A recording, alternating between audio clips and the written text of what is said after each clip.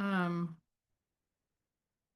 she says if it's between 11 and 3, would it be okay if you meet at Zuck's barbecue? Oh, God. Yes. What if it doesn't close till like freaking 5? That's what we're gonna put a lockbox there. Oh, okay. That's why I want you to just have a time that you can go pick it up and like. Yeah, awesome. So what time do you feel like you would want to do it? I'll shoot for like noon or something. Anything, because it's like what, a 2-hour drive? Mm-hmm. Like between 11 and 12.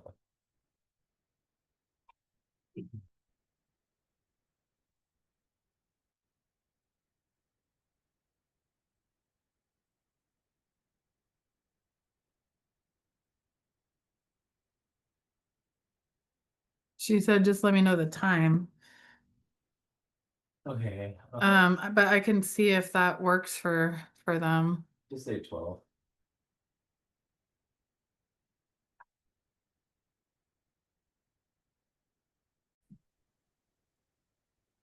There we go. All right, let's start with our accountability check-in. I'm sure a couple other people will trickle in. But Emily Nordquist, you want to get us started? Yep, still just working on my 2 listings that I have, kind of in that slow process of reducing the price, trying to get it sold. I got some headshots done the other day so I can work on some different marketing and just get my name out there. I can't think of anything else at the moment, but learning a lot. Excellent. Dr. J, do you want to put your email in the chat and I will send you today's material as well? Hey team, thank you very much. Nice to meet you all. I am freshly minted, passing my exams, finishing the background check, and big fan of KW. Your modules helped me get through the exam. So nice to meet everybody, Awesome. and thank you for having me. Appreciate you. Yeah, absolutely. Nice. Will you chat your email? And that way I can send you the material? Perfect. Okay, good. All right, Joe. Hi, everybody. Let's see. I ordered signs from Towers yesterday for upcoming open houses, and I started scheduling open houses for this weekend. And let's see, I met some people last weekend, so I've been putting together sort of listing reports for them in MLS and sending those out. So, but I haven't had any responses. So I'm really trying to scratch my head and figure out how to get an appointment, because I'm trying to get 2 appointments a month, and I'm currently at 0. So I'm trying to do that, and with a few different marketing things. So that's where I'm at today. Thanks.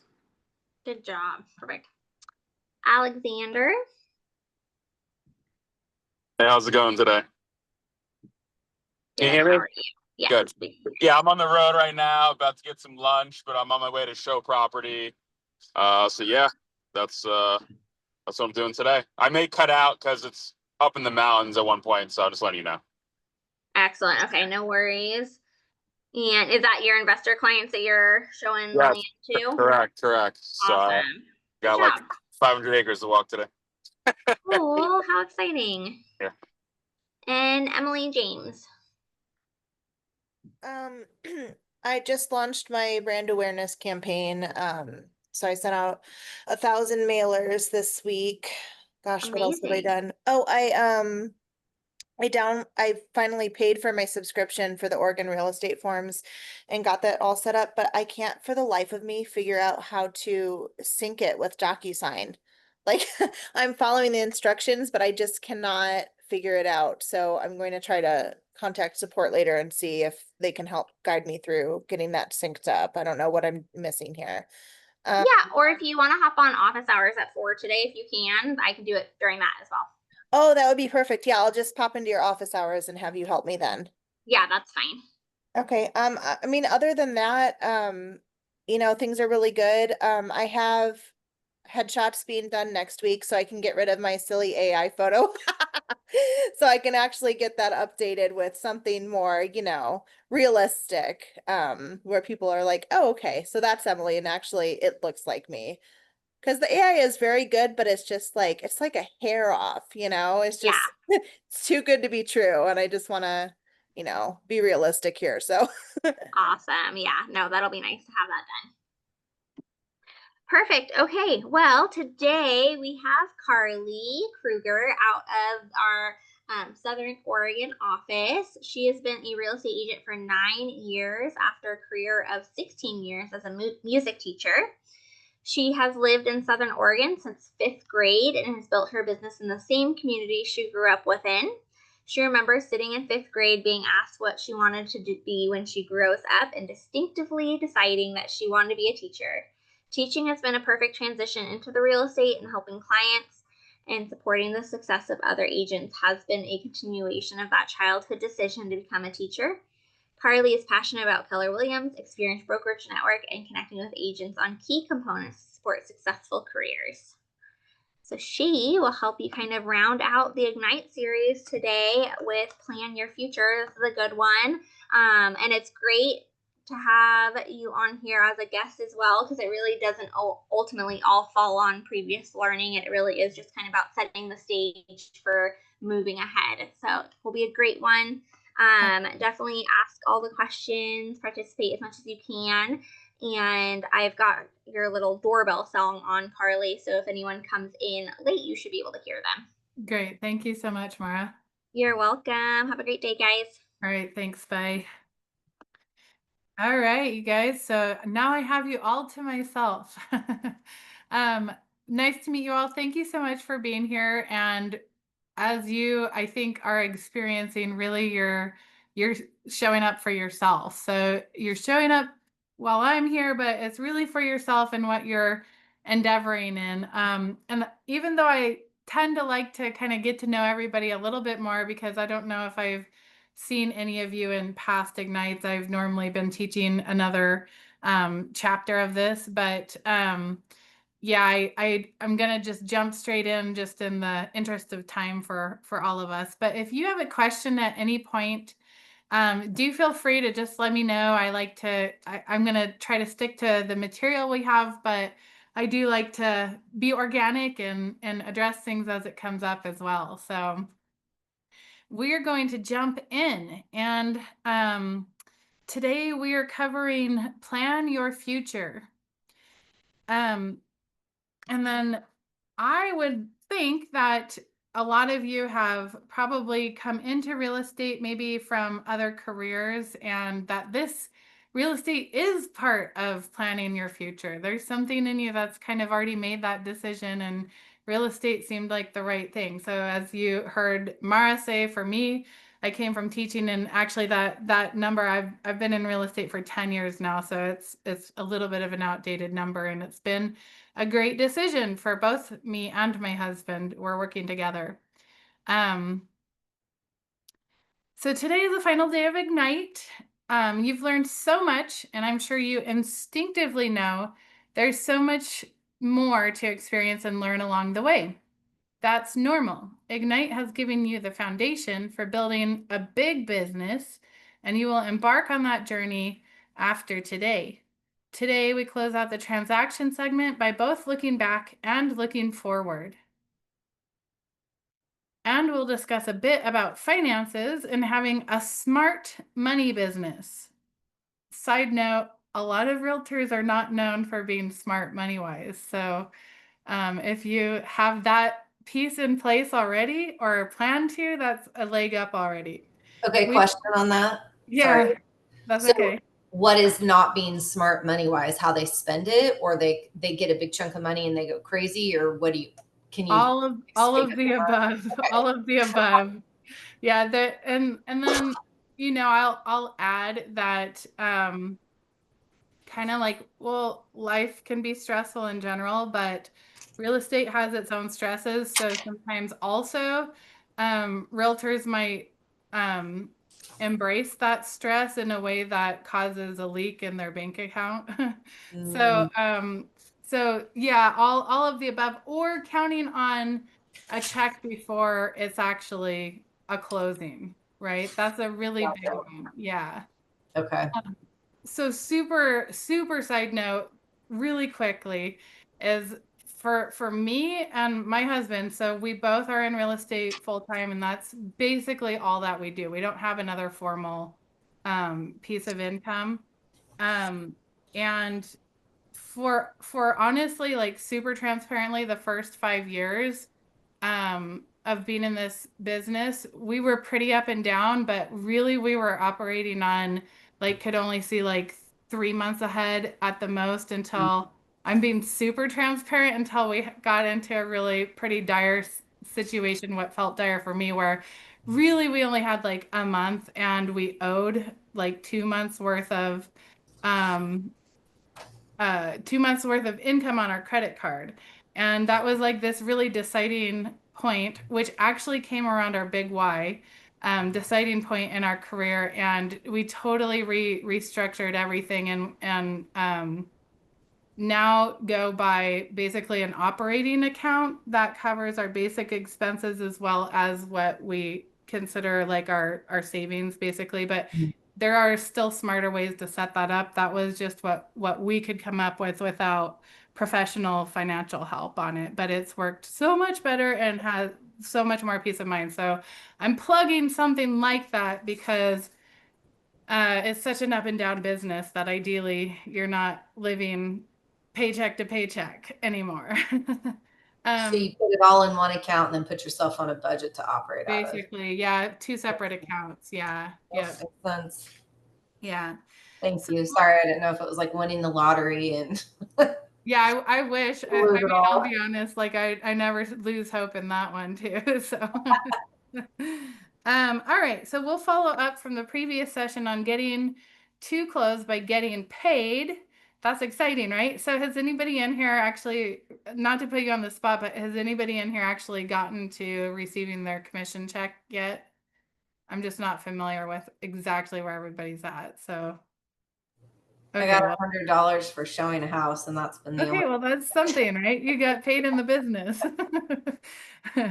Okay, well, it can be exciting. I'll admit it can also be anticlimactic, but it can be kind of exciting. So, one, understand the importance. Oh, sorry. By the end of today, not only will you complete Ignite, you will also understand the importance of running a smart money business to achieve a successful business. You'll review the success system to understand wins and opportunities, and you'll identify different learning paths available to design your future plan at KW. Could you guys hear that doorbell when it rang? Okay, just curious. I just let somebody in. So let's begin by setting our sights on a big future for ourselves. After all, that's what we're all aiming for, correct?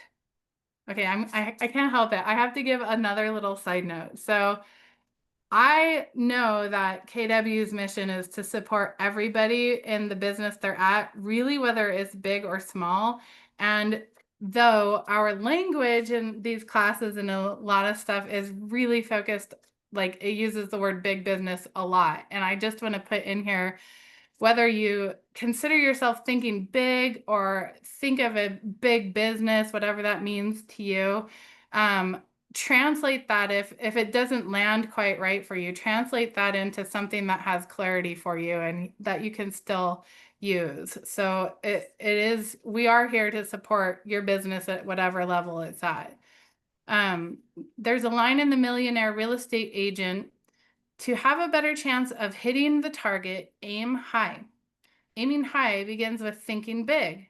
And that's what today's session is mostly about. And again, I just want to add, let's see if we can think clearly and groundedly and along the lines of, I get a little bit on the psychological, spiritual side of stuff, and just thinking in terms of who you really are and how you can bring that out and to your clients in a way that is symbiotic, ideally, that you're both benefiting each other. That's, I think, what our business is about. So how you think matters.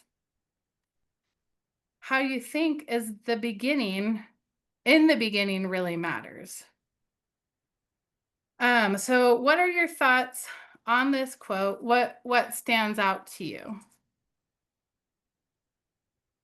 It's probably that positive self-talk. Like if you think you can't do it, you're not going to. But I think there's some realism in that too. Like we know it's going to be tough, and I think it's okay to acknowledge that, but that we'll get through it too at some point. Okay, I like that. Yeah, there's definitely some tough aspects of real estate and starting a business in general. Anybody else? I think that the psychological piece for me is probably the biggest piece of of success for me, because it predicts how I'm going to act throughout the day and how I'm going to act towards other people. This is a people business, and Mm-hmm. in my previous business, I hit a level of burnout that I didn't understand was happening. And Okay. now I know that how important it is to manage that part of my daily activities. And I honestly, I learned that from reading a quote from Gary Keller about a definition of what burnout was. And so, yeah, I'm all in, and I pay attention when I read these quotes. So, yeah, Awesome. thanks. Yeah, I love that. Thank you. So you go by Joe? Yeah. Okay. Good to know. Anybody else have any thoughts on this, or something that struck you, or like Joe has had a past experience that sort of trickles in? Okay. Yeah, I also, okay, I'm gonna do another little side note, is that I realize personally for me, and we're all different, or maybe have some similarities, but in the mornings, I start off really, I'm a morning person, and that's when I have all of my energy, and it's like I'm just kind of got all these ideas, and I'm energized, and I feel like I can kind of take on the world, and it all kind of makes sense. But sometimes it's easy for me to hit a wall. Actually, it can happen really fast, because I have so many ideas and all of this energy around it, that I kind of hit a wall of actually overwhelm of just what's in my head and what I feel like I'm able to accomplish that day, and realizing I can't necessarily accomplish all of it.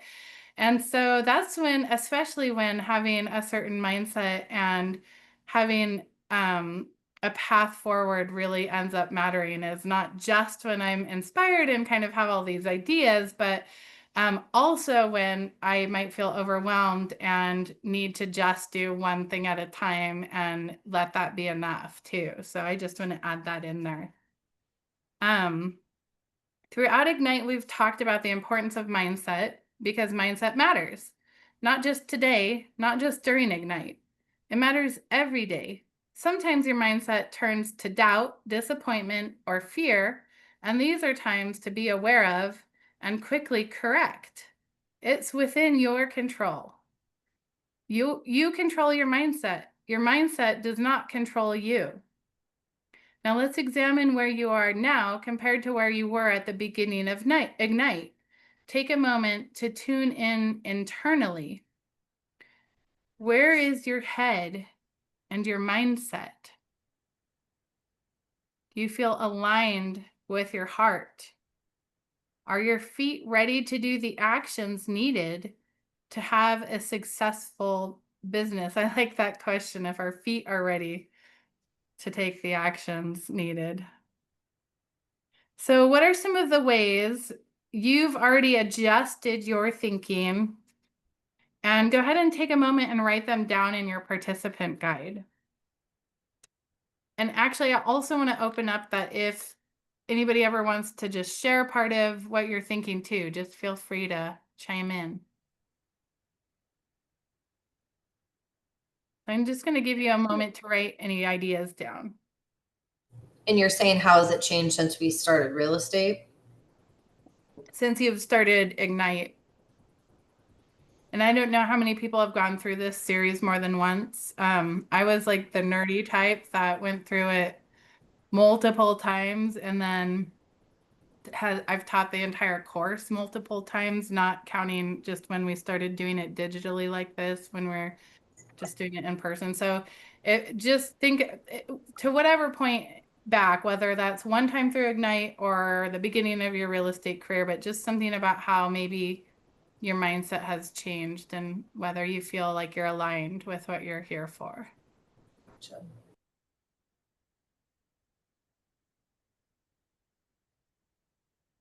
And then I just want to open it up when you're ready. If anybody wants to share any of those thoughts, to feel free.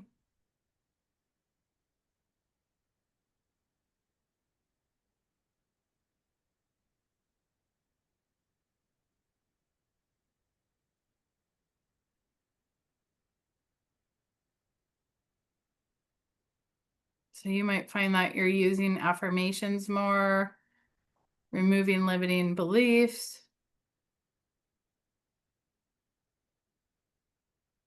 setting bigger goals.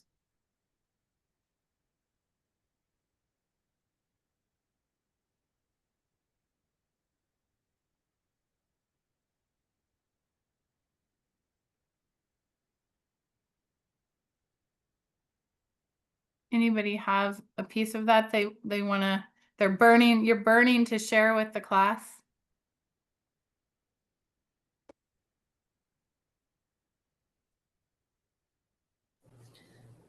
I'll do it. I homeschool my kids, and so I started thinking about what I could do after that part of my job and life was done, but I really still wanted to be home. So that's why this kind of came up. And so I think my goal in the beginning was always for my family, and this has just encouraged me that that's possible, to still make them my focus and still make some money on the side. So I think it's good to show our kids too that when you want to do something, it's okay to work extra hard for it and not just expect it to drop in your lap. So they've seen me hopefully doing this and studying and all my time, to know that it takes effort. And I think a lot of kids don't have that this day and age. And so maybe that's a side bonus of that. So we'll see. We'll see how it turns out. Okay. Well, didn't you, Emily, are you the one who mentioned you've got a couple listings going? Yes. Yep. So that's great. That's awesome. I mean, that's already some good proof. That's sort of like if so I'm not a stranger to trying to lose weight, and I have to concentrate on the non-scale victories sometimes. And getting the listings and contracts is one of the scale victories, right? Those are the super measurable pieces, but sometimes we have to look at the non-scale victories too. Yes. And Joe, I don't know if was it you who was talking about following up with individuals from an open house and Mm-mm. Yeah. Yep. Joe. yeah. Yes.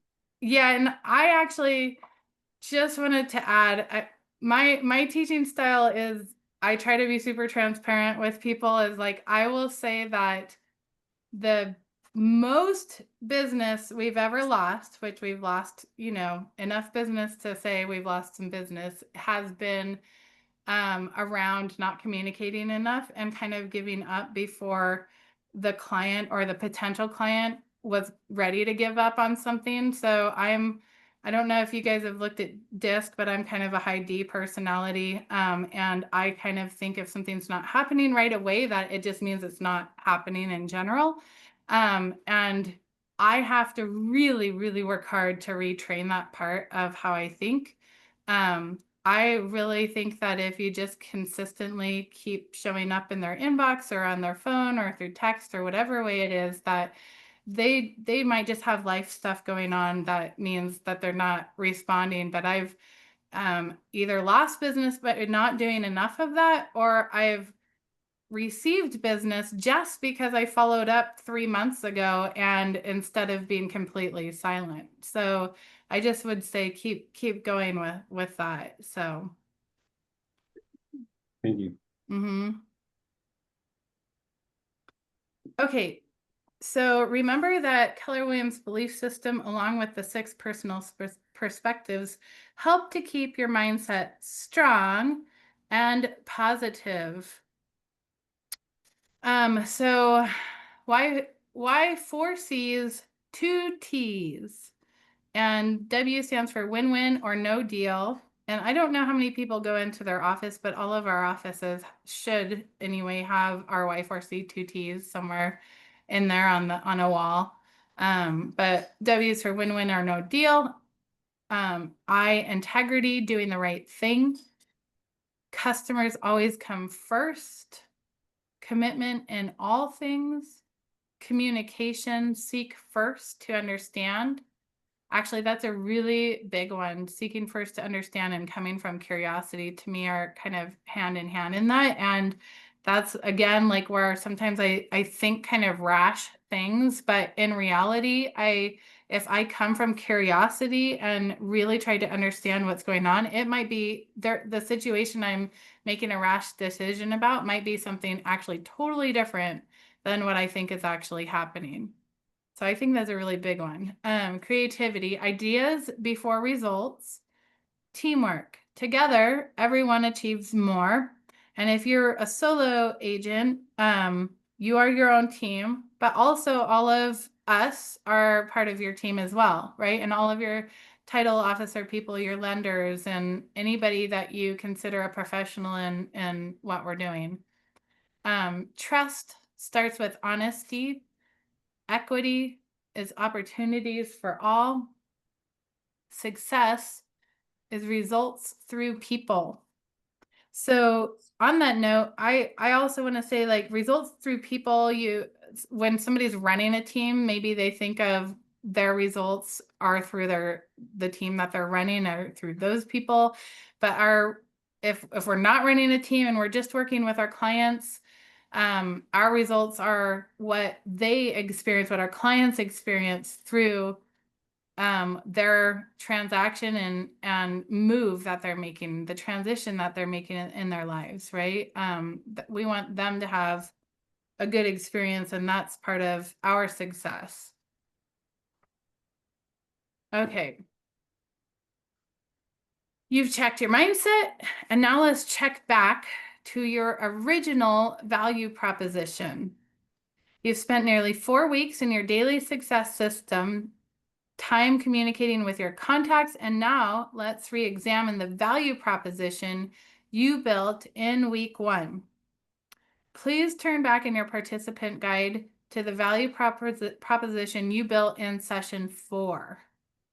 We're going to take a few minutes to review it and change any of it if you feel it needs refinements. Ask yourself these 2 questions that you see here. Does my value proposition truly reflect who I am, the value I bring, and the benefit my clients will experience working with me? Am I confident sharing my value proposition with my contacts? If not, how can I make it easier to express my value?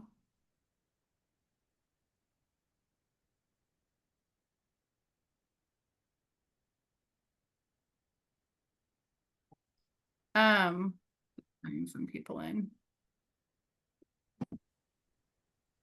So if you have those sitting there, feel free to take a moment and look at your value proposition. Think about these 2 questions that are here.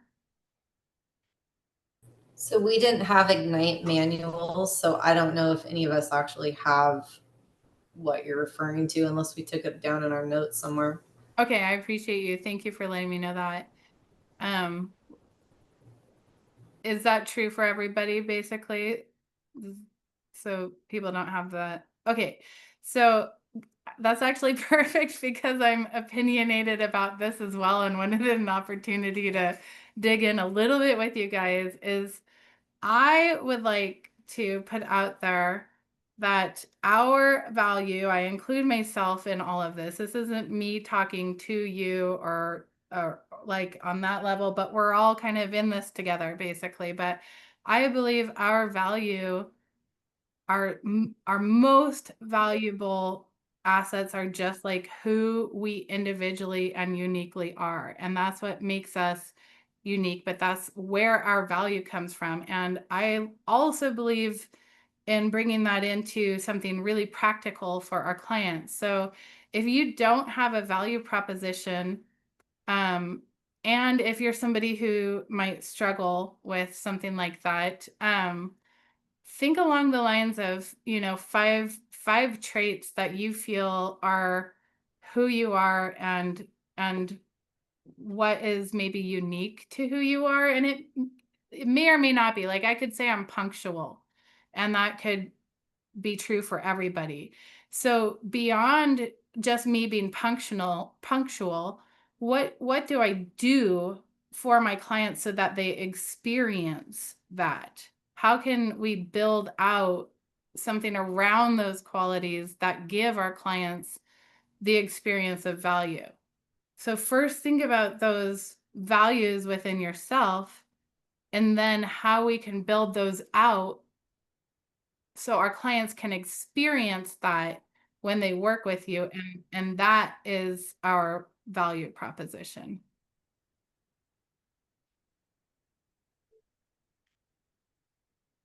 Okay. I'm just kind of looking at this. So does anybody have any thoughts on that, or do you just want time after you're done to maybe work on that a little bit? I don't have anything written down, but would you agree that as we progress in our real estate job, that those things could change? Yeah, absolutely. I mean, and not because like maybe or maybe not because who we are changes, but I also believe that we have kind of a core to who we are, and sometimes that can be hidden even from ourselves by fear or by doubt, or we just don't see the bigger picture of who we are until we're kind of put in a situation where we realize like, oh, I actually really did know how to handle this situation, and it might clarify more of who you are. So that may change, and I would say give it that room to change too. And just because we change over time and may grow over time doesn't mean we can't clarify and define something now. So you always have permission to grow and change. And to circle back to something if it makes more sense later on too, but you've let it go. That's a good question. Okay, we're going to keep moving here. So now let's look back to Ignite session 1 in your participant guide, where you envisioned a big life for yourself. Take a few moments to reread what you wrote that day for your vision, your future, and your big life. Now, I'm going to guess this is a similar situation, like where maybe people haven't had this, you don't have something from session 1 just sitting right in front of you. Is that accurate? Emily, I saw you nodding your head. Okay. I was just looking back. I printed out something that Mara had sent, and it says your big life. Is that what you're referring to? I believe so, yeah. Okay. So maybe we did, but that's the only thing I have from around that time. Okay. And that's okay. So this is just trying to really this session is just trying to recap and put in a nice little like package everything you guys have been doing up until this point. But I want to well, I had a particular thought, but I just around this idea of a big life, in the event that you're similar to me and feel pressure around that, I guess I just want to have it be more of like permission, that real estate really is something that can give us in some ways as big of a life as we could imagine. Does that mean that if we don't live, this is actually more of a philosophical question, but if we're not living the biggest life we could possibly imagine, does it mean we're failing? I don't think so, because we don't control all the factors, right? We only control how we respond to our day, but around this idea of a big life and creating a big life and sort of setting a path, I just want us to at least think along the lines of there's permission there. There's the right ingredients in this industry to be able to fund a big life is basically what they're talking about. And sometimes from where we're at, we can't, it's not even anywhere on our radar in reality that what the big life is we could be living in even 5 years from now. So when you're thinking about that, just see if you can at least get to kind of the borders of where your ideas kind of get to. What, without saying it has to happen a certain way, what would be a best case scenario in your mind that you could be living, and see if you can just give yourself permission to think that unencumbered. I want us to think of a big life as an unencumbered sense of what that is. Okay. Does anybody feel like they want to hear their voice speaking to the rest of the class and want to read this quote for us?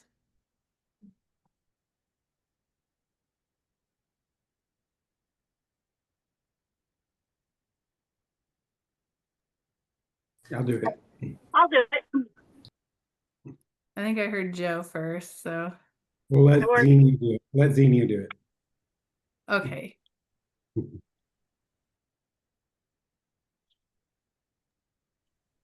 Was that Mia you said? I'm not seeing everybody on here. All right. I'll read it. One thing all high achievers have in common is they are working for a big why. The big why is about having a purpose, a mission, or a need that in turn gives you focus. Okay, thanks. Thanks for reading that.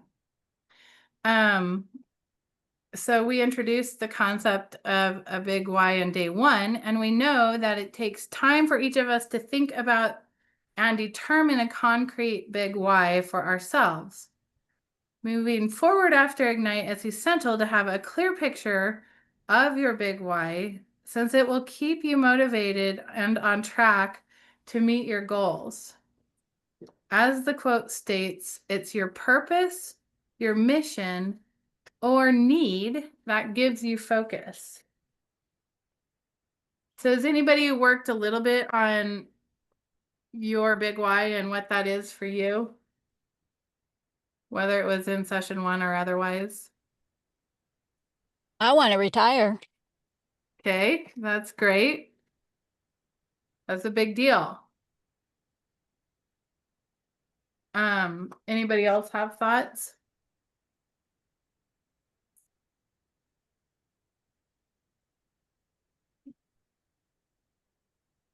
I think what I want to share here is 2 things. One is that, Emily, what you said is wanting to retire.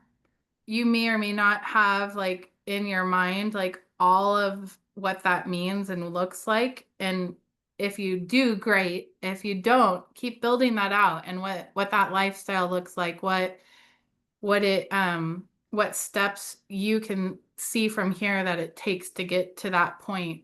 I actually typically haven't been a person who really believes in vision boards, but as I had mentioned earlier, about basically 5 years ago,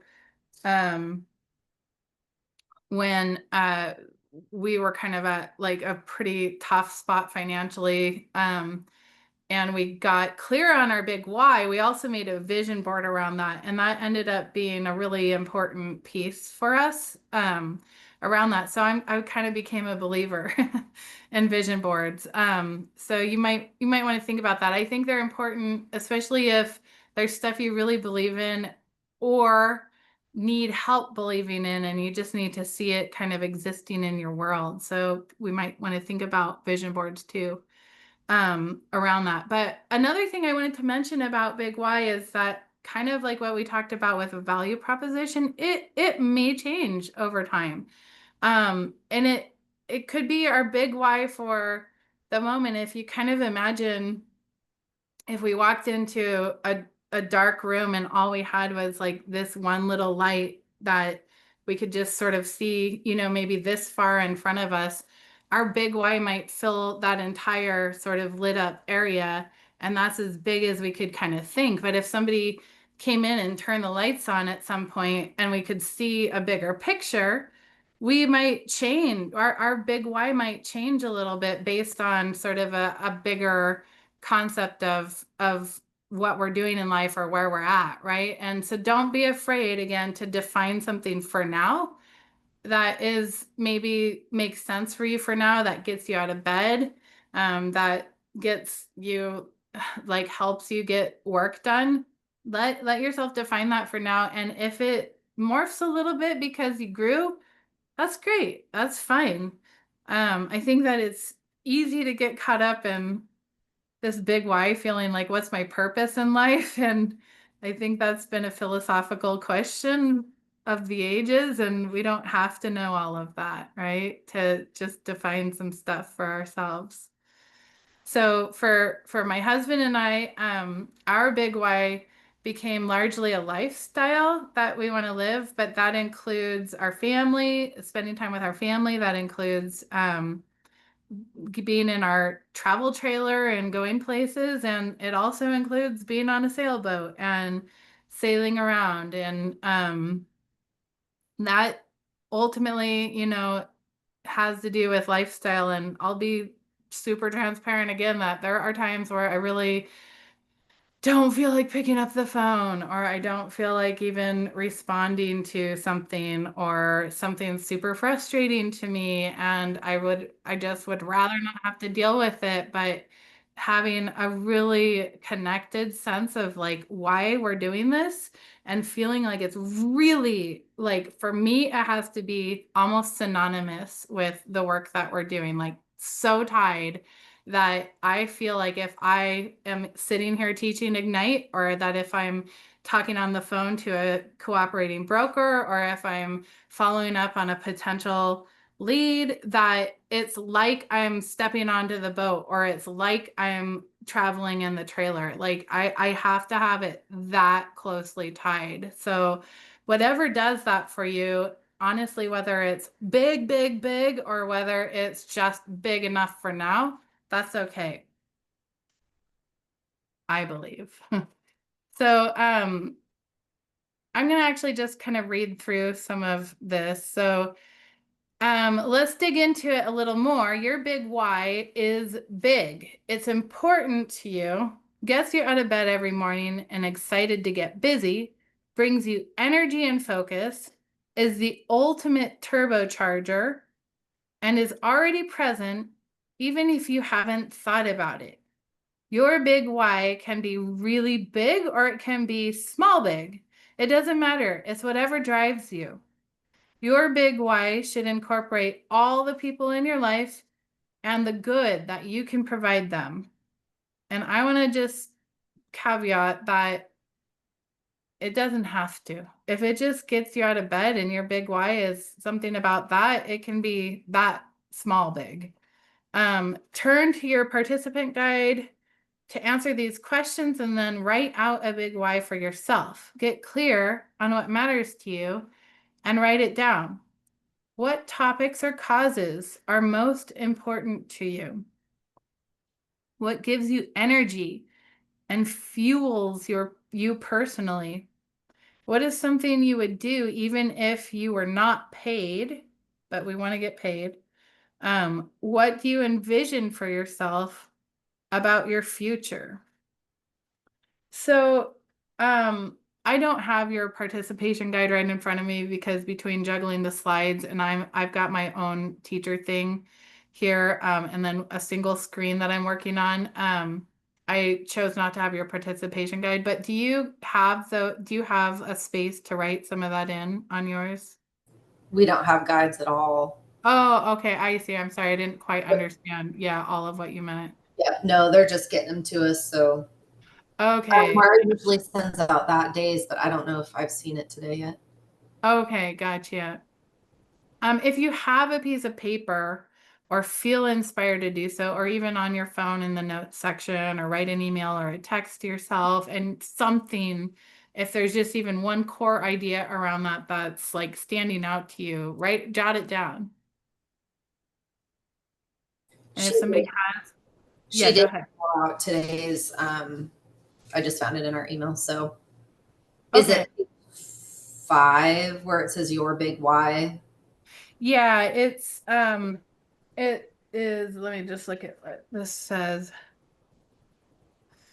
Yeah, it just says turn to your participant guide to answer these questions. So since I don't have that either right in front of me, I'm not sure exactly where that is, but if you see something big why related, it's really just to help you guys clarify your thoughts around it and spur on some ideas. That's probably what this page is from the looks of it. Okay. Does anybody have any piece of it, whether it's written down or not, or whether you've done a ton of thinking about it or not, but any little idea or big idea that comes to mind that somebody wants to declare and share?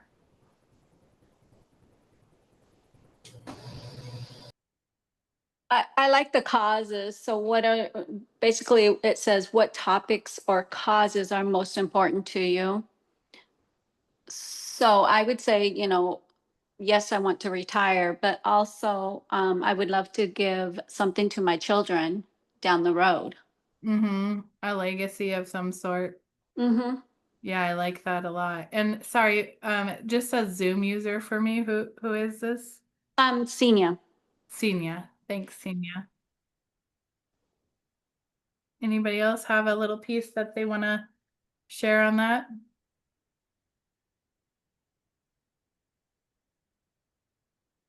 Okay. I'm never here to put anybody on the spot, only just I want to just give people opportunities. So, and I know sometimes it can take time to decide to press the unmute button. Okay, so in order to have a big life, we all must have a big why. Our big why powers our big life. A great aspect of a big why, it helps you say yes to what's important and no to the things that aren't part of your big why. So I think let's just keep moving on to our ahas. Does anybody have anything they're burning to share, or that's been a little change for you just during this course that you just have realized is kind of an aha for you that you want to share?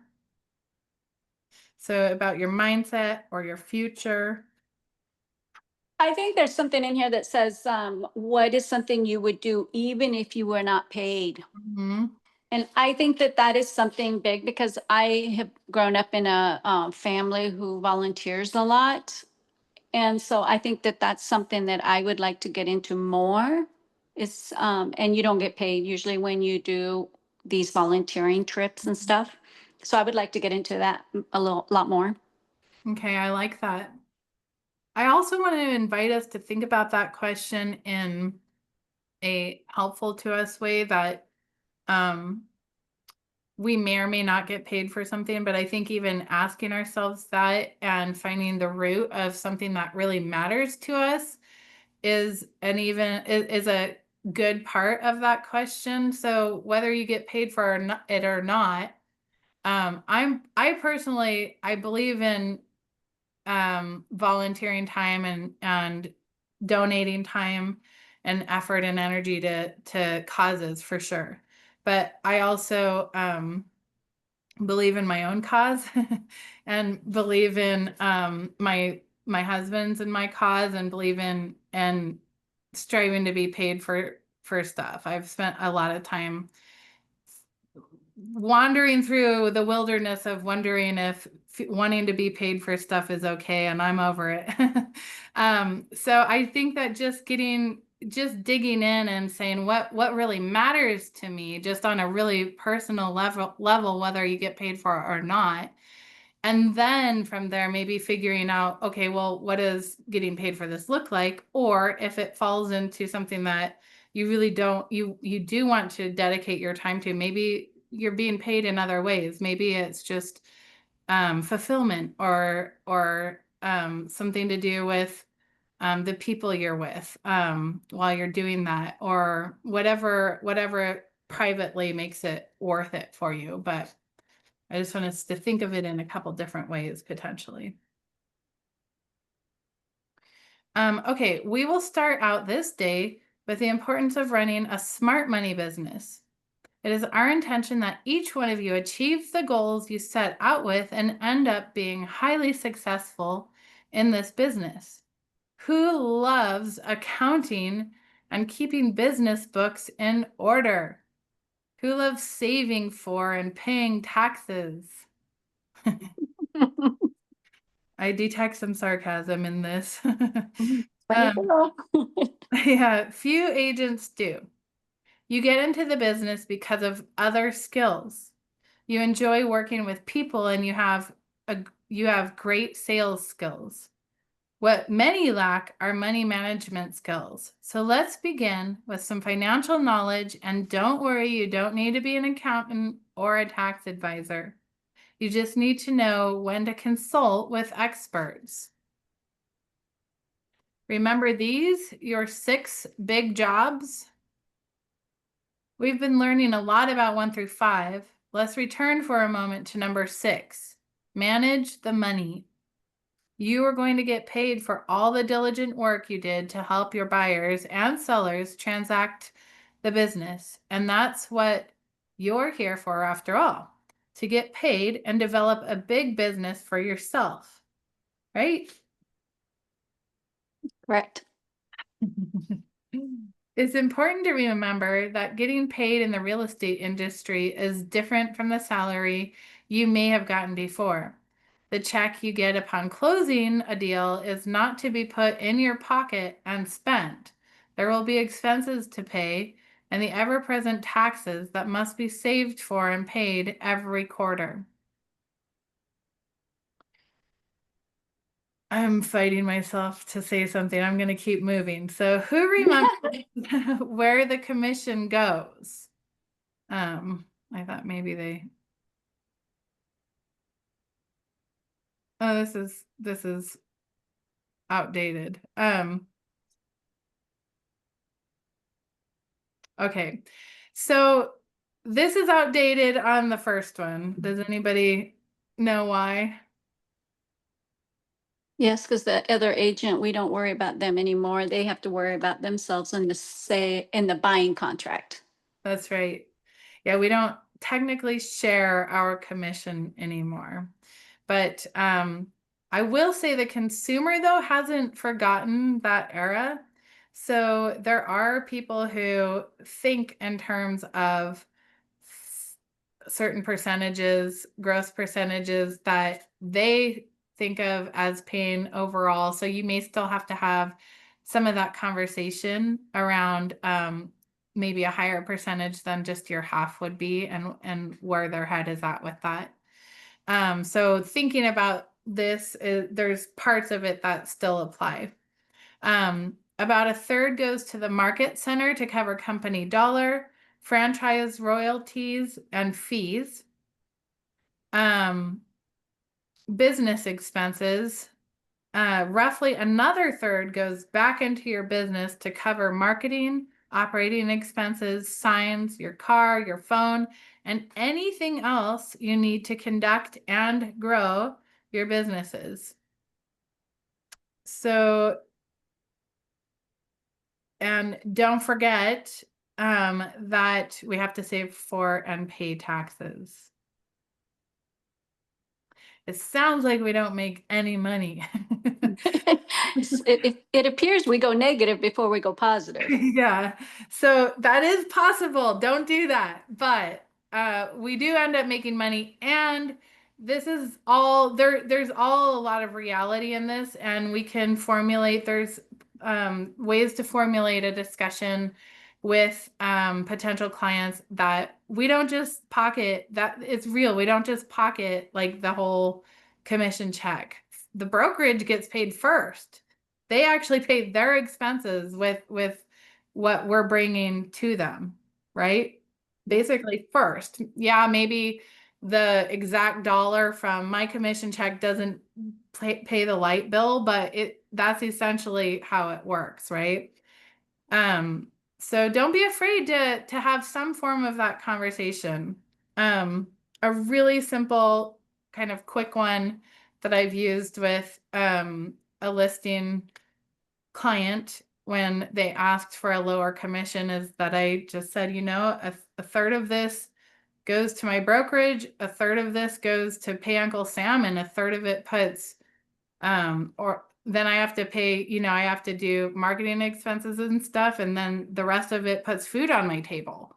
And that convinced them really quickly and easily. I heard that from somewhere else. I don't always just use something like that, but that in that case it worked, and it I'm using it as you can either just grab whatever that is for you or some version of it, and just don't be afraid to work that into how you talk with people about it. Can I say something? Yeah. My first listing, I had the seller asked if I would be willing to lower my commission if they had to pay the buyer's commission. Mm-hmm. And I've asked several people how they would handle that, and you kind of just answer that. And I like what you just said is, hey, I hear you, but we're already, you know, I'm not, you know, however you said that, break out your expenses. Because I've thought a lot about that question is how do you answer that politely instead of, no, I'm not working for cheaper. Mm-hmm. Just so the other guy gets his full commission. But this, I Mm-hmm. think most people can relate to this. Yeah, I think so too. And I think a lot of the tricky parts of our business do come down to being able to just communicate something succinctly. And I think most of the time people are like, oh, okay, I get it now, you know, that kind of thing. So yeah, think about what I'm just looking at, I didn't realize that I had a feature where parts of the dollar could go away. So I think that's trying to show that this is our take home right here, is that little bit left. Oh, it got smaller. Okay, so let me look at where we're at here. I'm gonna keep going. So let's look at an example. These are two different scenarios of a transaction closed by a solo agent, Jessica Campbell, where her share of the commission is $9,000. This is asking me to refer to your participant guide, which most of you don't have, right? Mara emailed it today, so it's in our email. But probably most people aren't looking at it, I'm guessing. Oh, yeah, I have it pulled up. But... Okay, so I'm gonna just read through what I have here. And hopefully it will make sense. So in this scenario, Jessica is saving 40% of her income for taxes. This may be a high number, and it's best to check with a CPA to determine the rate at which you should save for taxes. Most agents receive little or no guidance on how to handle their first or any commission check and end up in scenario one with no money left over to pay their taxes and a life they still need to fund. So in scenario number one, I don't see it reflected on here. I'm sorry, since I don't have your thing, I'm not sure what they're calling. But I think our basically, book looks pretty much the same as yours. okay. Yeah, basically that Jessica thought that she had more money than what she did, I believe, is the moral of the story. Scenario one is the one where the savings and the tax savings is crossed out, and scenario two is the one where they saved for it. Oh, okay, gotcha.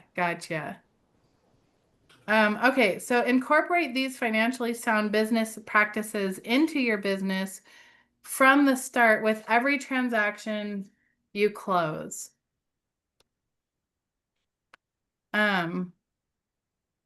So money is good for the good it can do.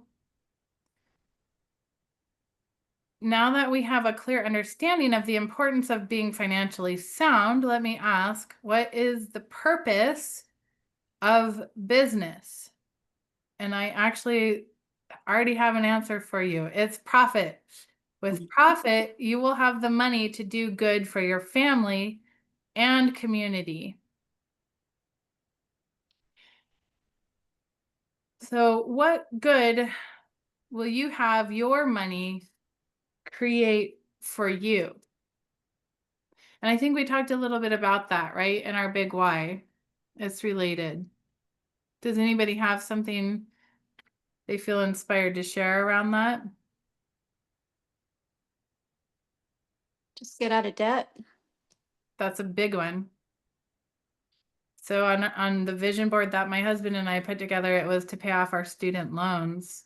And we were able to achieve that, right? That was a big deal. I mean, we're a number of years past our graduation date and still had student loans, and getting out of debt in that way was part of our big why, part of what we wanted to do. And it's worth it to be out of debt. I agree. Okay, so let's explore the difference. I'm just looking at my slide options here. Okay, so let's explore the difference between income and profit and how the way you think of it can change the outcome of your experience. If you've taken an accounting course, you probably know the formula commonly used to calculate the profit of your business is income minus expenses equals profit. So this orange guy. How much money do I intend to have in my bank account? So profit, how much money do I intend to have in my bank account at the end of the year? Income, how many homes do I need to sell to achieve my profit goal? Expenses, how can I minimize my expenses to maximize my net income? So really quickly, like back to that question about agents, maybe sometimes not like being notoriously not great with money. I mean, we're people first, right? So like people sometimes aren't great with money. But another thing about agents is we also get sold to a lot. I don't know how many phone calls you guys get each day from real estate related Yes. sales. Yeah. Were you going to say something? No, you're right. It's crazy. Yeah. So we can get in and over our heads just from stuff like that. Or there's companies out there. I'm not casting judgment, but I would just say, you know, be careful that companies out there who want to front you a commission check before you close, and then you would be paying back what you borrowed basically with your closing. But what happens if it doesn't close, right? Which is a very real possibility sometimes. So yeah, those expenses also can seem small, but once you collect numerous of small expenses, can turn big really fast. So really scrutinize each of those expenses and whether they're helping you achieve your other goals or not. And thinking of it this way keeps us focused on profit rather than income. So we're clear, where does our real estate income come from? One, listing income comes from transactions with sellers. Two, sales income comes from transactions with buyers. Three, referral income comes from agents who pay you a portion of their commission due to the referral you gave them. And four, leasing income comes from clients who use our services to help them find a property to lease. We don't really have that much with our license, except for commercial brokers would work on some of that, which I haven't done much of. So don't have a lot to say on that one. Now let's talk about expenses. There are two types, cost of sales and operating expenses. Cost of sales expense only occurs when you have a transaction. Operating expense occurs every day your business is in operation. It's important to understand the cost of being in business with the market center. Cost of sales are the company dollar, royalty, and any referral fees owed to referring partners. So when we close, and this is just talking about our real estate partners, right? Is the company takes some, international takes some, and if it's a referral, if we got it as a referral, unless we did something wrong, that check should be cut to them immediately before we see any of the money.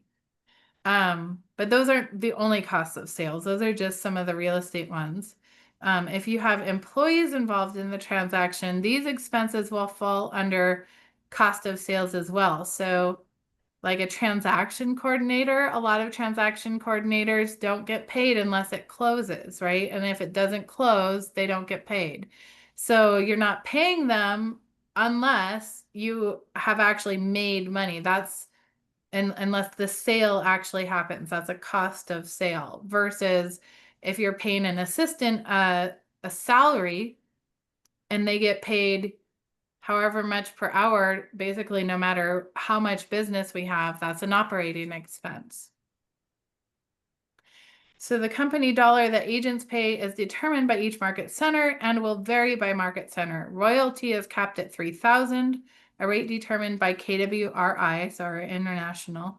You'll also have operating expenses, the expenses you incur to run your business, whether you're earning anything or not. Again, just to be clear, when you have no transactions, there are no cost of sales. However, there are always operating expenses to cover. So best practices in your participant guide, I'm just going to keep going with the possibility that all of you are looking at that. You'll see this checklist of best practices to having a smart money business. This list is a great way to put yourself on a path that will ensure your financial well-being.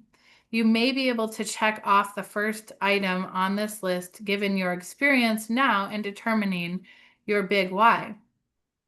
So go through the list and briefly ask about the importance of each item. Think about who you know that may be able to help you, for example, an accountant, CPA, or attorney you know. What better way to lead generate and find valuable resources for your financial best practice team than calling your sphere, your trusted friends and family, and asking them who they would recommend for those roles, that accountant or CPA or an attorney.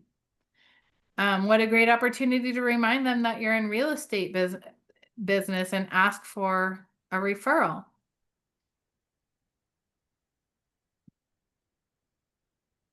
Does anybody have a time where you've called maybe a professional like that and they had a referral, or you've called just your sphere of influence to ask for professional recommendations and it helped remind them you were in real estate?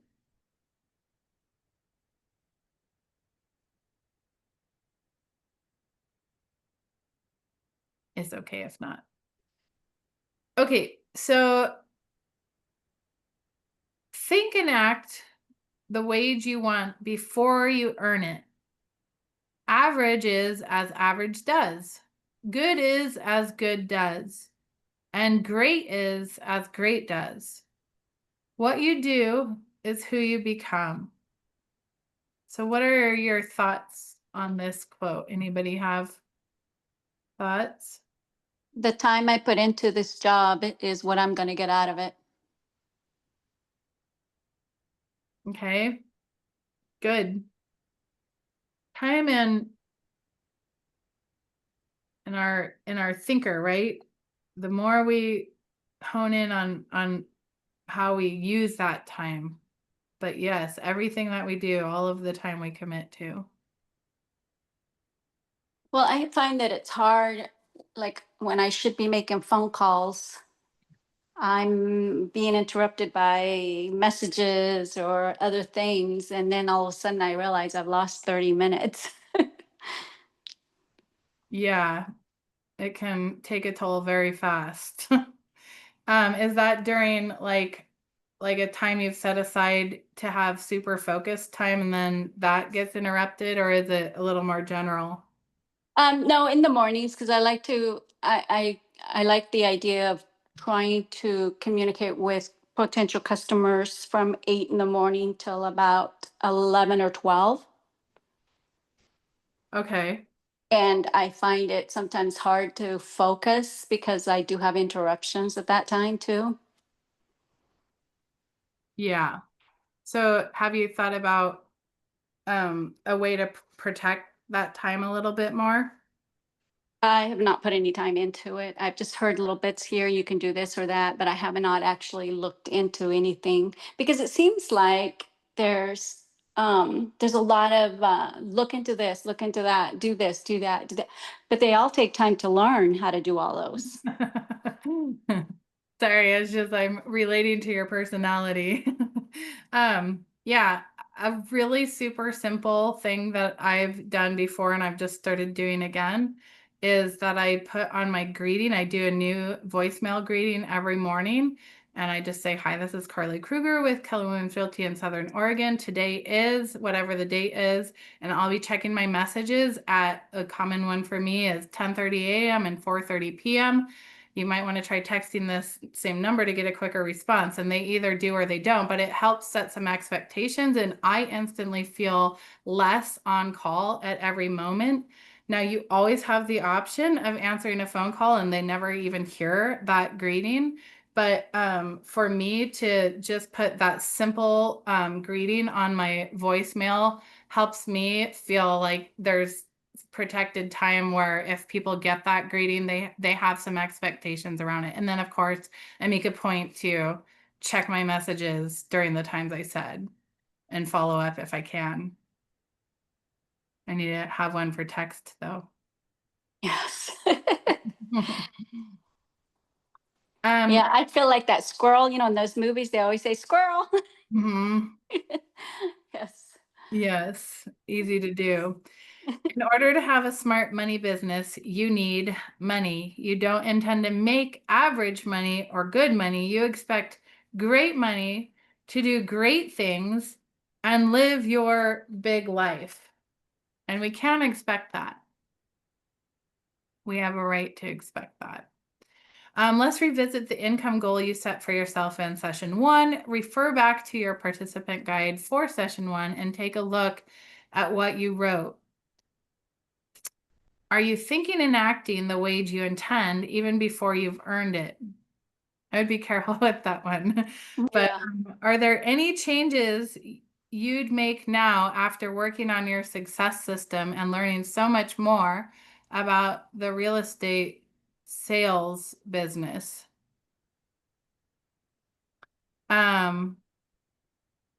So I'm going to repeat that question. Are there any changes you'd make now after working on your success system and learning so much more about the real estate sales business? Does anybody think? I think there's lots of things I wished I would have known. I guess I would have looked into it a little bit deeper about, your monthly expenses. Maybe planned a little bit more, had more savings when I jumped into this. Yeah, okay. Do you feel like that's changing what you would do from here? I mean, that knowledge?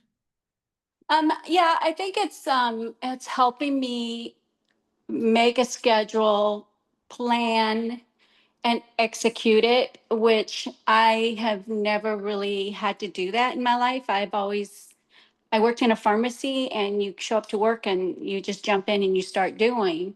So now I'm Mhm. finding that I've totally changed my whole life and I have to structure myself instead of having a computer structuring it for me. Mhm. So Yeah, I've learned a lot.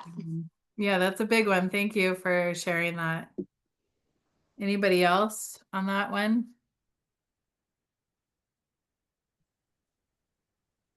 It might be a little bit more random, but I told a friend of mine last summer that I was doing this, and he kind of made a face and he's like, it's so cutthroat and it's so nasty.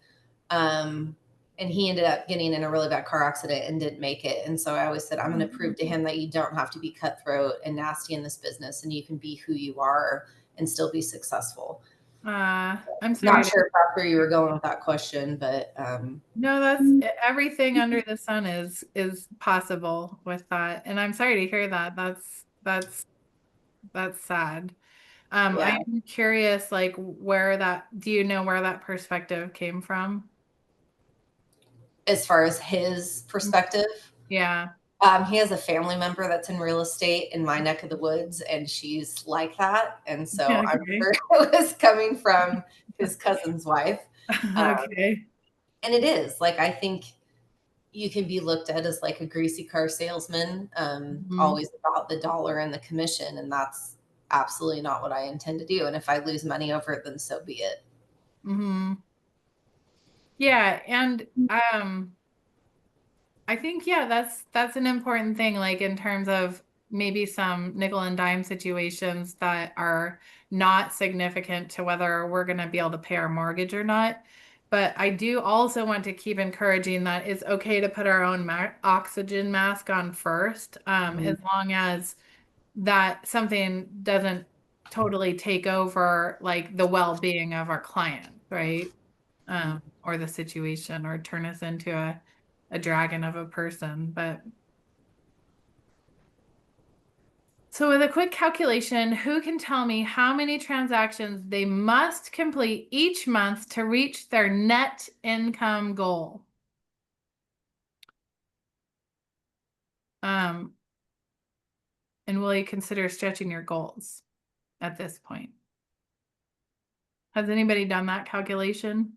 Is that for like a year, or, because I mean, we're basically at we're past a little bit of 6 months left in the year. Yeah, they're asking just like as a general knowledge, do we know how many transactions you would need to close each month, like kind of as a rule, in order to cover your monthly expenses, basically? And of course, I have an opinion on this too, but I'm just want to open it up to people's thoughts if anybody's made that calculation. I think we did it in one of the classes in the beginning.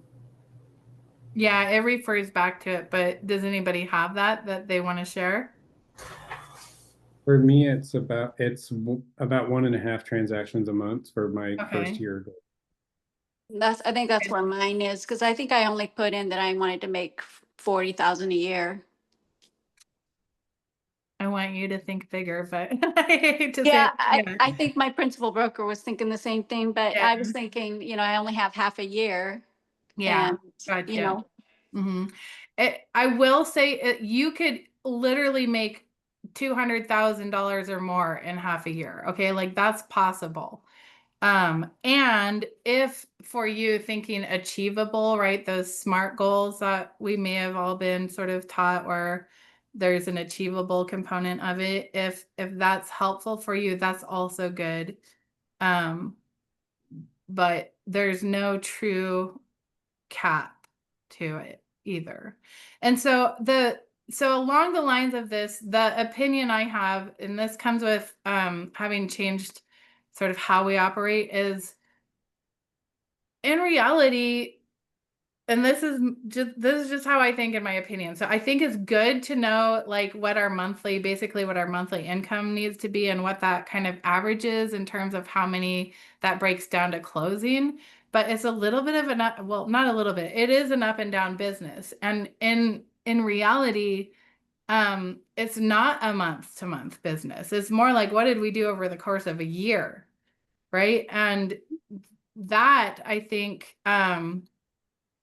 can break down into averages. If we closed, 24 in the year, we could say that's an average of 2 per month, but we might not actually get 2 per month. We might get 0 one month and 4 the next, so, and then it oftentimes takes a month or a month and a half to like just start a transaction and have it close. So I think having this knowledge is good. And, I guess, want to encourage to just think like for the year, and the idea, you've probably done this in session 1, but a lot of the business planning classes we have, the year and then break it down into the months. And just, I think my moral of the story would be, if you find yourself not quite hitting that monthly goal, don't be discouraged. You might make it up, 3 months down the road. Just keep plugging away, and your average could work out to exactly what you need or more.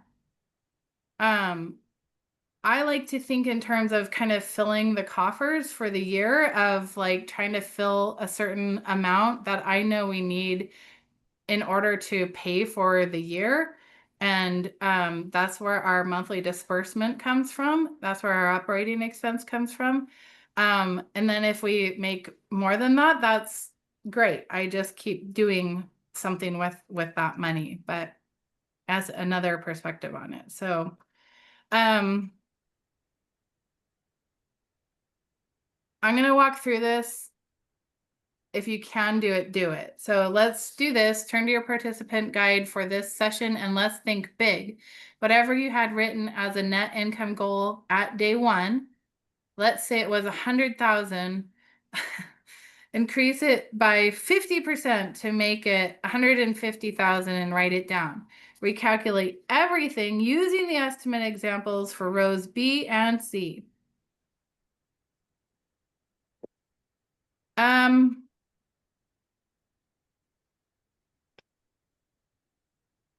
I want to just say, do something that is going to keep you motivated. Okay. So if it's a super practical goal, let it be super practical and achievable. If it's a huge goal that feels out of reach and that gets you out of bed each morning, then have it be that. But let yourself think to the edges of how big you can, maybe even beyond, and keep yourself motivated. Whatever your goal is, let it be motivating for you and not feel totally out of reach for you. So quick question. Mm-hmm. On one of our classes, they were talking about our commissions, and she made the comment about, I can't remember what she said. And then, as a new agent, it's like $8,000. So what would have been the difference from a new agent versus a seasoned? Maybe just the price of the house that you're selling, or all I can think is that they might have been calculating in like some kind of like productivity coaching fee on top of it. Or back when I was doing it, we used to have a mentor fee on top of like company dollar, and maybe comparing that, like without saying it, to somebody who's capped and not paying any of those fees on top of it. So yeah. Gotcha. Okay. So if somebody's new, they're just starting out with all of those fees, right? Okay. And here's another question. I'm pretty sure I asked this before, but in your opinion, the people that have gone through the PC training, do you find them more successful and stay with it longer?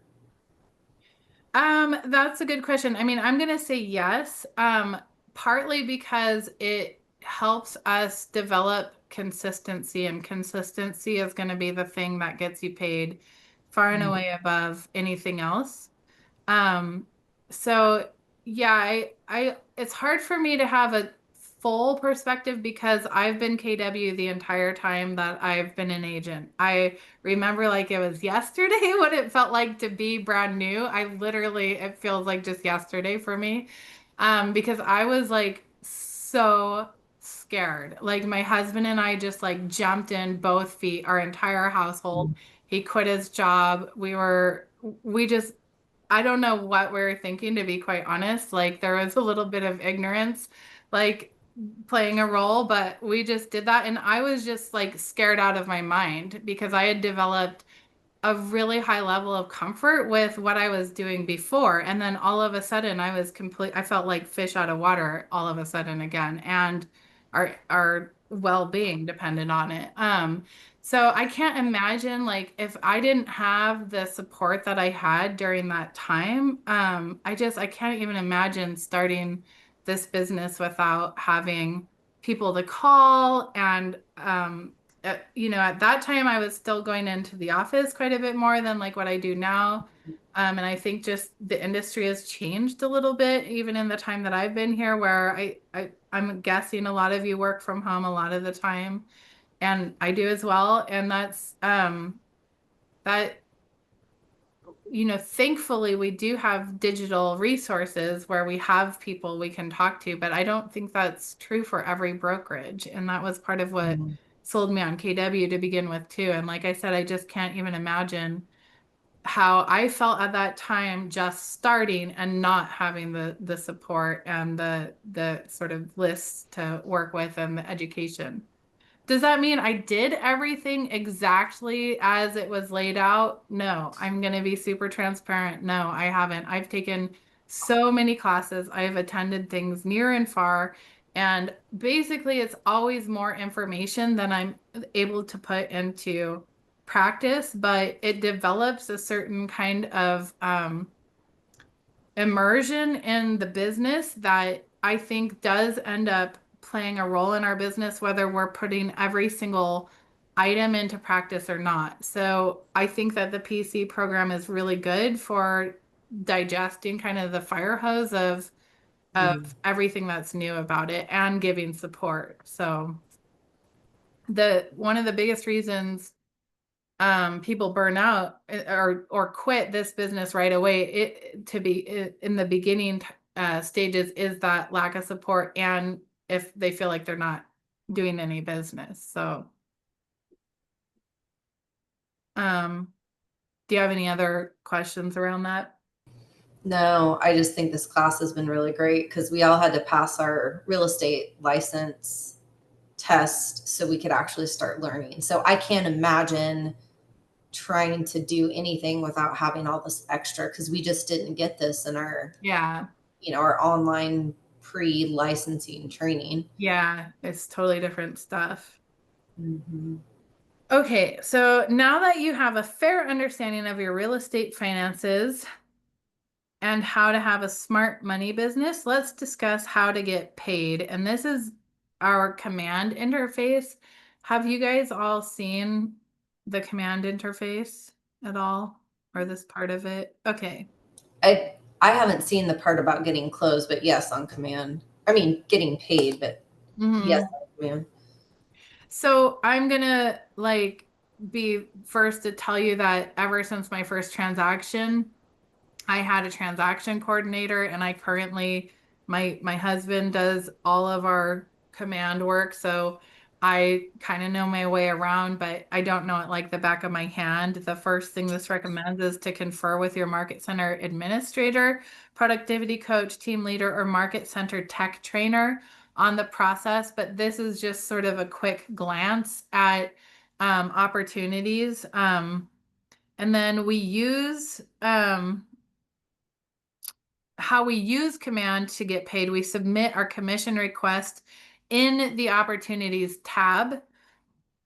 Now, in opportunities, when we are running a transaction, that's our place, that's our digital folder where we place all of the pertinent documents for a transaction in that folder. So it's not like we get to the part where we get paid and we create this entirely new situation for, out of nowhere. It's something that would be the natural next step after all of our pertinent documents have been uploaded and approved. And there's a tab in there about, I don't think they actually show it, but that has to do with submitting our commission request.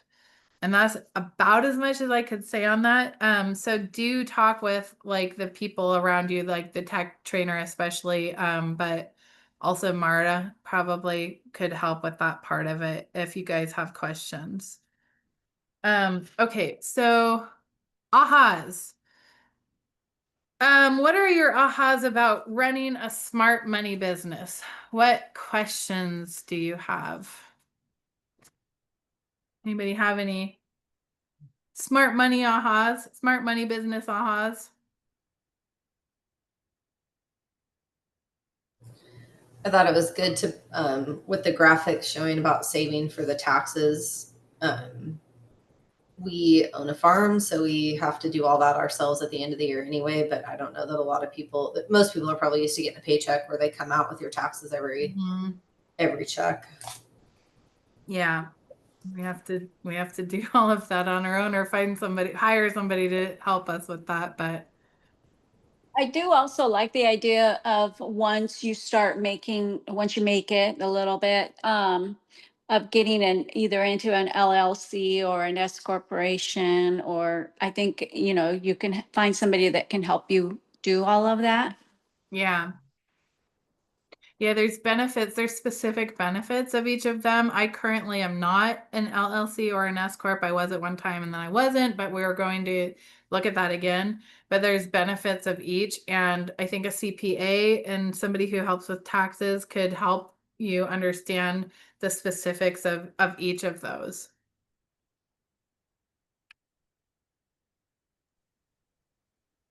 For me, it's one of the ahas is I'm self-employed here, and the importance of budgeting is going to be huge, and also being flexible, and also just like everything else in self-employment is to be ready to do some creative problem solving if the right amount of money is not coming in. But whatever I can do to prepare, whatever I can prepare in advance to set expectations and where the money needs to go is going to help immensely. Yeah, that's a big one. And I mean, if you or if any of you have been self-employed or basically needing to deal with a sort of a gross income that you have to dissect and put in the right places, I just want to promote the idea of having as few fixed expenses as possible. Those are the killers, right? So things that we can't easily just get rid of, like a mortgage, for example, or rent, right? Like those are huge. We can't control the amount that those are in the same way as something like groceries, right? So the fewer fixed expenses you have, the greater chance of weathering a storm, basically. That was like my biggest lesson of some really scary financial times. Some of which were before real estate and weren't just like us being negligent. It was just, we kind of got in over our heads, even just on our house when we first bought it. Our realtor at the time, before we were realtors, said, well, you can always sell it. Well, guess what? We bought it when the market totally tanked, and we couldn't just sell it and just walk away from it. We were underwater, and we had other debt like school loans, and we were barely scraping by. And then my husband lost his job, for a while. He got laid off in 2010 because of what the economy was doing at the time. And it was hard. It was really hard. And that was the biggest lesson, is that, just getting rid of any, if you have to get really lean, and if you have had to do that, then but getting rid of any fixed cost that is recurring, let me say recurring costs that you can, they add up. If it's Netflix and Amazon Prime and DoorDash, I'm calling myself out. Those together start equaling a similar amount to paying our cable bill, So just think of them as whatever that income is tied directly to something else that might be more important, basically. So, or whatever that expense is tied to that. So if you're rolling in the money and it doesn't matter how much you spend, more power to you. Okay, so let's wrap up here. So let's move on to success system for life. You've been spending hours on your success system, and in a minute we'll discuss your wins and opportunities. Do you believe it's important to continue the success system after Ignite? Why and why not? Let's hear some opinions. I believe so because you're being trained now to do what you need to do after your Ignite training. Okay, good. I like that. Anybody else have a thought?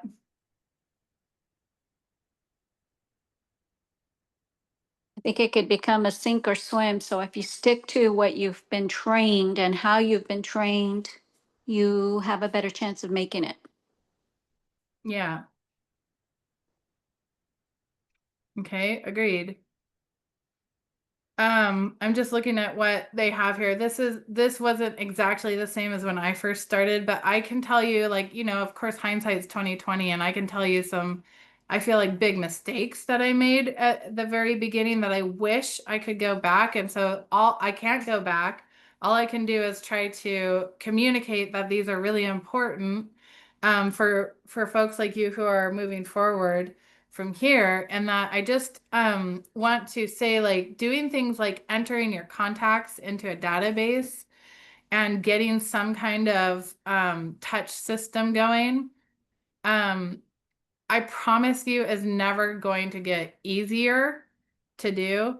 So if I could go back and do anything differently, it would be, that would be one of them, is to really develop a habit of consistently putting contacts in my database and getting their information and figuring out some kind of touch system. Now, I am an absolute overthinker about stuff. Part of the reason I didn't do that is because I absolutely overthought every piece of it. Like, I don't want to send people stuff that feels icky and that doesn't apply to their life, that kind of thing.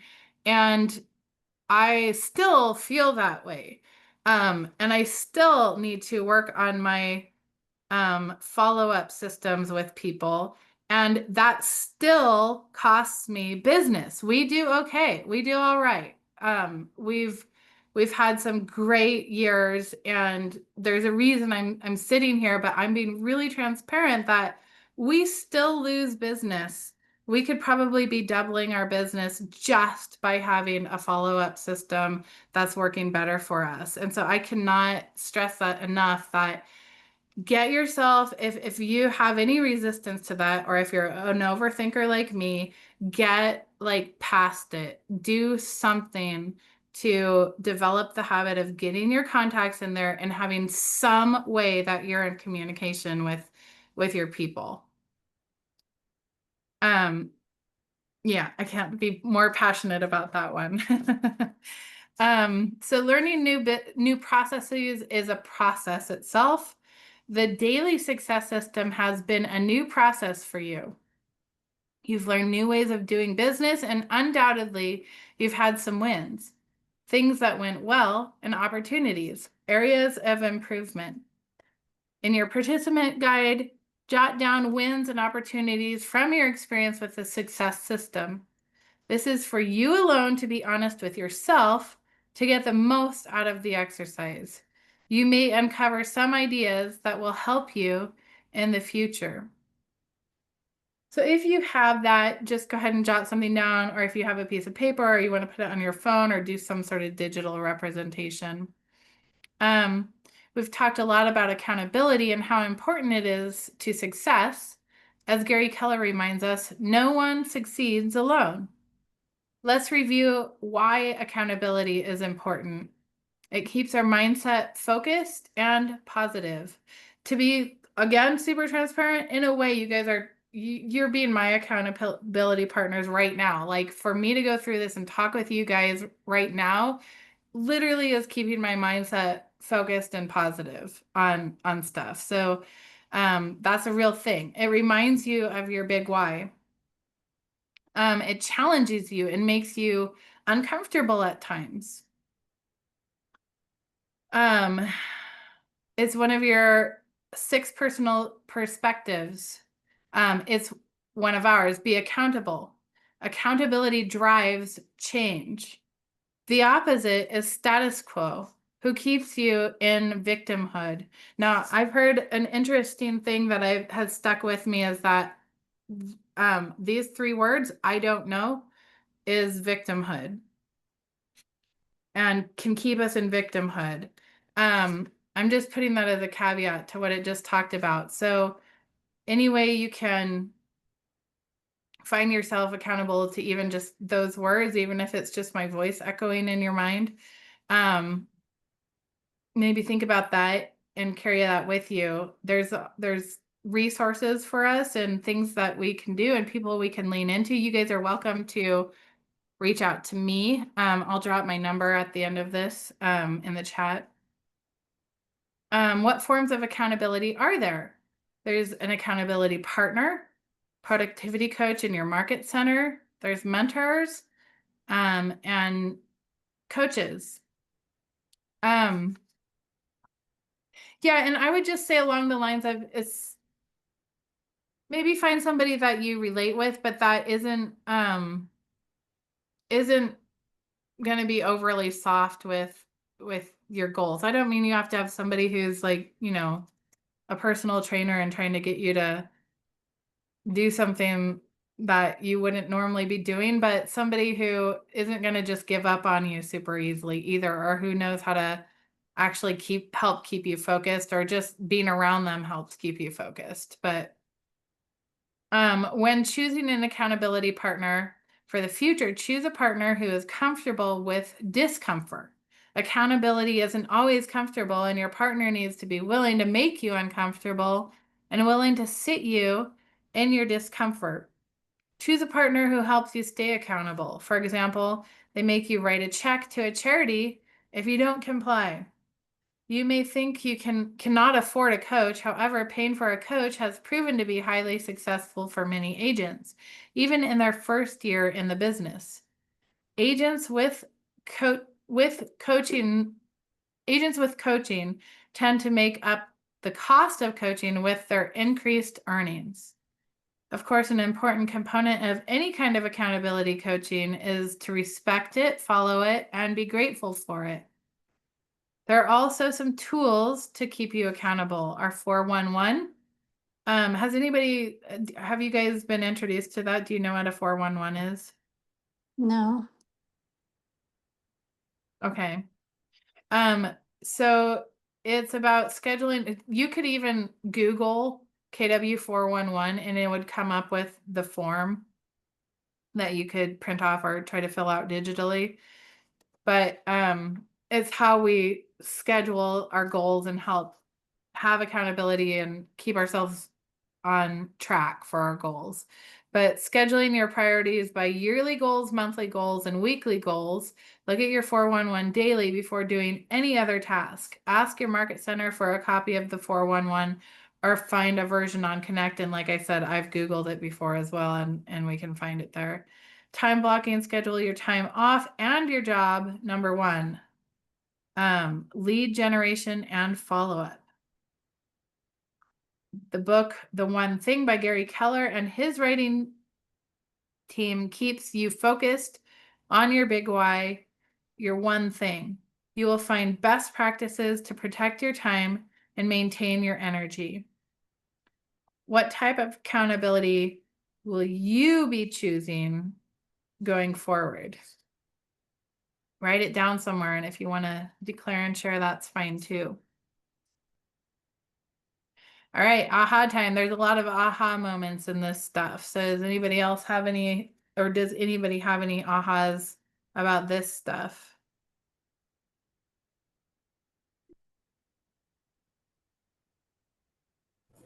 I appreciate your being candid about your own financial ups and downs. So I know we probably can all think that we're the only ones that maybe screwed up things in the beginning. So it's good to know that other people have learned maybe the hard way too. Yeah, thanks. Yeah, we definitely did have to learn some lessons in that. So I agree. I thank you for being transparent. yeah, you're welcome. Like we learn best with each other by that. Yeah, I'm an overthinker, so I appreciate what you said. Maybe you can help me shorten the curve. Yeah, absolutely. That would be my pleasure. I agree because I am always like, yeah, but I can't do that because of this, or I can't do it because of that. Oh yeah, there's going to be a million of that all the time. Your email that you could share with us? Yeah, I have to. The only reason I don't have it up is because I have to pop out of, whoops. I have to pop out of the share screen Oh, okay. to actually send it. So I will, in just a second. I'll share my email and my phone number. And then I also just invite you to find me on Facebook and friend me. I like to be friended on Facebook. But I'm gonna hustle through this and then I'll drop those and then I invite you to be in touch with me. So does learning stop after Ignite? No. Who can recall the 6 personal perspectives that talks about learning? Make being learning based the foundation of your action plan. Learning goes on forever. You will always find new things to learn about. The important thing is to make a plan and activate it, right? So referring to our participant guide, there are many paths of learning. For example, learning more about your local market and previewing homes so you're an expert on the inventory. Is that something you guys have been doing, is like doing some previewing of home? Just like regularly, whether you have a showing or not? I do the tour. You do? Okay. Yeah. That's actually how I found my first client, is that I was just previewing a home. Somebody was out there, and that was back in the day where we didn't have to have them sign anything. And I offered to show them the house, and basically it turned into my first piece of business, my first listing, and kind of went on for there. So I'm not saying like that's magic, but I also believe that just being boots on the ground and being in it and putting your energy into it in a real world kind of way, like not just in our heads. I believe like it puts something in the world that brings something back to us as well. So that can be an interesting way to go about it. So you've been learning about your market already. So what else would you add to the list about knowing your market? Keller Williams holds 2 large trainings events every year, Family Reunion in February and Mega Camp in August. These can be expensive and also can propel your business in new heights from all the learning and networking you experience. We've mentioned the books that Gary and his team have written, and they are great sources to read and learn from. In addition, the catalog includes Your First Home, The Millionaire Real Estate Investor, Hold, and Flip. Can I ask a question about the go back? So learning more about your market, days on market. What is that? I mean, I know that when you look at a listing on RMLS, it gives you that, but what does that mean there? So that's general because it's not just like a one category thing. Okay. But there are, for example, stats that come out every quarter, actually every month too. Now I'm in Flex. I'm also part of RMLS, but I'm not sure they are exactly the same. But we get a monthly report that we're looking back through the month we just completed after it's done. And that will give us days on market for averages, but also for areas. But we can also construct that through the MLS as well. So I might take a zip code around me and plug it in, and maybe I want to see what you can do varying things. But so, for example, maybe I want to see what an entire zip code looks like, because we have some small little regions in our area. So I have a listing in Phoenix, and it's taking a while to sell. So we're giving a weekly update for our seller on that area, right? So it's like, I know that there's 17 active listings right now. Our listing is one of them. And the average days on market for those has jumped to 110. Ouch. That's a lot. Mhm. And me knowing that and helping, I mean, it's a living, moving, breathing thing. So unfortunately, it wasn't doing that when we first went live, but I'm seeing that that's what it's doing right now, and not just for us, but for others as well.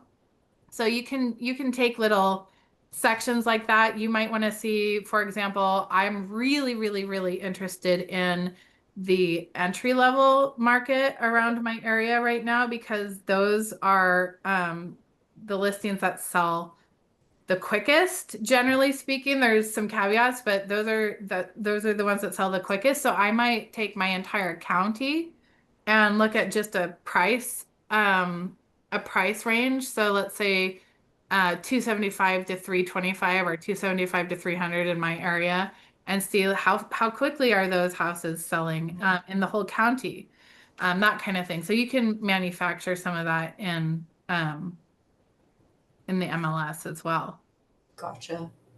Can I ask another question on that? Because I've noticed that on our MLS, a house will be, it'll say it was days on market, say 265, Uh-huh. but then it goes like, and they withdraw it or cancel or whatever, and then they relist it, and then the days start over again.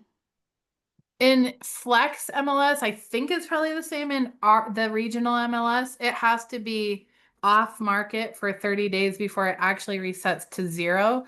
But like if it got canceled and then relisted right away with somebody else, or less than 30 days, then it'll have DOM, which is days on market, and then CDOM, cumulative days on market.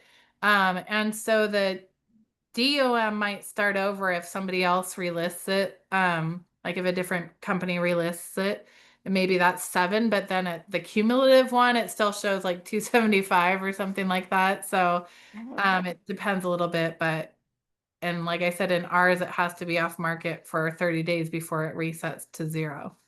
Okay, that's good to know, because I was wondering about that. I'm like, wait a minute, it's the same agent. It's just been off the market for so many days, and now it makes sense. Okay, good. Okay. So I won't keep you guys any extra, but I do want to just use the last at least 5 minutes here, and then I'll drop my info. But so being learning based, refer to your participant guide if you have it. Tap into all Keller Williams offers. There are several options beyond what your market center offers. Here are some courses to consider taking in the future. Some are on demand and some have a fee. Ask your market center if any in-person classes will be offered soon. In your participant guide, mark 1 or 2 that you would like to attend in the next 6 months. So I'm assuming you guys would have something that looks like this, and you could kind of choose if something strikes you as worth attending for you. I do want to say too, like with a language and how we all have learned language, or maybe you've studied a second or third language, or maybe you've studied music, that the immersion factor is a real thing. And that's part of how we develop a broader sense of kind of like the culture of real estate. So even if you're going to a barrage of classes, especially if they're free or you're attending them online and you can't just take in every little piece, it's more just like this information just kind of washing over you. Being immersed in it does leave like a mark. That's part of how we grow in like the culture of real estate. And so I just want to, promote that for your growth, that having sort of that mindset become immersed in the language and the culture of real estate is worth it, even if you aren't sure what to take specifically from a particular class. You're still being immersed in the overall culture, and it still aids in your overall ability. So a plan for learning. take a few minutes to plan out your learning for the next 12 months. Ask yourself, what can I really accomplish in that time? And what course of action will be most beneficial for me? Chance for ahas. I'm going to leave it at that because that's the gist of everything else. I'm going to actually, let me see if I can exit out of this so I can drop in the chat. I'm actually gonna stop sharing. You don't need to see the aha icon just to give us an aha. But if anybody has an aha, feel free to share. And then I'm gonna just drop my contact info in here. Again, I appreciate you each being here. I know that it can be really easy to do anything else, to do everything else.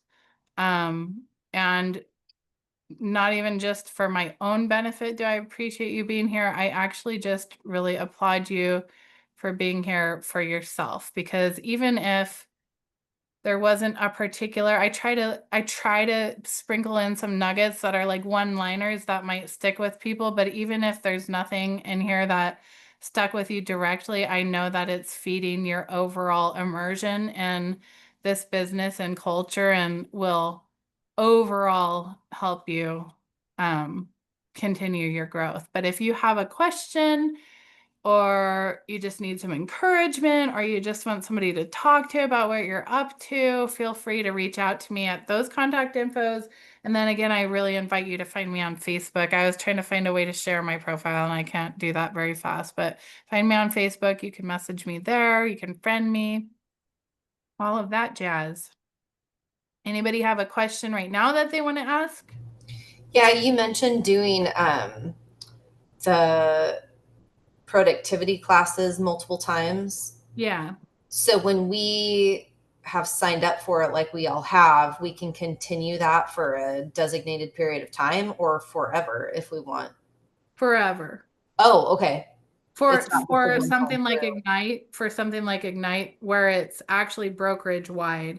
So there are some productivity courses that are specific to people who are actually in the program and doing Okay. it. Yeah, and on our calendar, there's something that should designate the difference, but something like Ignite, anybody can take it for the rest of their lives. So like on the schedule that Mara sent us in the very beginning, it has like an asterisk, and then Ignite class is free to all KW participants. So that's what you're saying. Anybody within Keller Williams can do those classes. Yep, exactly. Not just PC kids. Right. Yep. It's just that PC is the biggest body of people in here because you guys are all in your starting phase, and this is primarily meant as a startup, but it's also one of those things that there's so much information, and starting a business is such a big deal that we can use refreshers throughout like our entire career, really. So Well, and it might make more sense the second time around if we've actually done it too. yep. Yeah, exactly. There's always a different perspective. So anybody else have a thought or a question? All right. Well, I'm going to let you go. And thank you for being here. It's nice to meet you all. And I look forward to seeing you again somewhere. Thank you. Thanks, right, Carly. thanks. It was nice to meet you. Nice to meet you too. All right. Bye-bye. Bye.